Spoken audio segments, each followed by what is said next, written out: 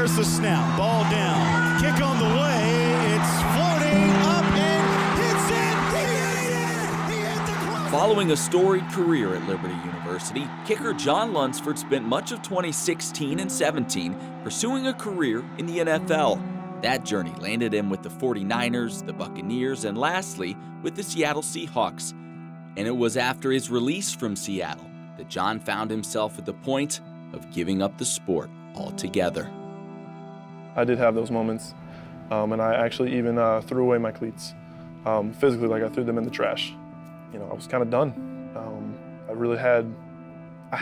The passion was there, but the drive to continue to train and to live that lifestyle it's draining, physically, emotionally, spiritually.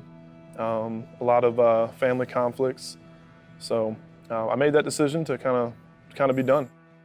After failing to make an NFL roster, John found an opportunity with his former trainer, Brandon Kornblue, shifting his focus from his playing career to now training young kickers finding their way in the sport. I don't think there's really like words that you can describe like seeing a guy that you've trained or have trained get a scholarship or get a preferred walk-on or get offers, or see them post on social media that oh, I got this official visit, and they're kickers or they're punters or they're snappers, and not a lot of guys get that recognition. But when you're a part of it, there's really no words to describe it. As he settled into his new role of coaching, John's kicking days weren't over just yet. Months after throwing away his cleats, John received a phone call, reopening the door he thought might be shut forever. This afternoon, the Tarpons will have a Sunday matinee at the RP Funding Center as they host the Austin Wild. Good afternoon, everyone. Glad to have you along for Tarpons football on this Sunday afternoon.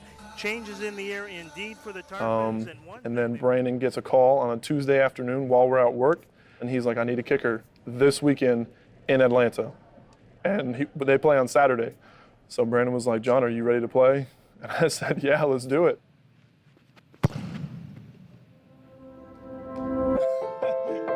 Our first game was in Atlanta, and I remember just couldn't really take it emotionally. I had to remove myself from the locker room. I even called my dad, and I've never done that before. I've never had that kind of emotion go through me before. And if I did, I wouldn't let myself feel that because I had to stay focused. I had to do what I need to do. But went out, had a good game. But a whole lot of emotions in that. Originally, it was just to play the one game in Atlanta. But then the next week came around and, lo and behold, I'm in blue again. As John continues to climb back into the world of pro football, he keeps with him a fresh perspective, one that focuses on his family and ultimately following God's plan for his life. Really just focus on my family right now. Both my daughters, Aubrey and Haley, they'll actually see me play for the first time, so it's going to be a very special day. But I love football, and in my life, I have seen that sometimes I act too quickly, and God works in ways to where He shows me I'm not done with you yet. So you can think you're done, but I'm not done with you yet, and that's kind of been my story. There have been a lot of times where I've made decisions based off of just facts and not prayer. That's kind of been something that's been a part of my life.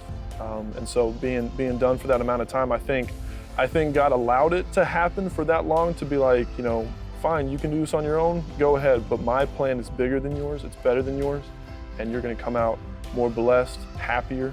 And so it's very evident that God is not done with me yet.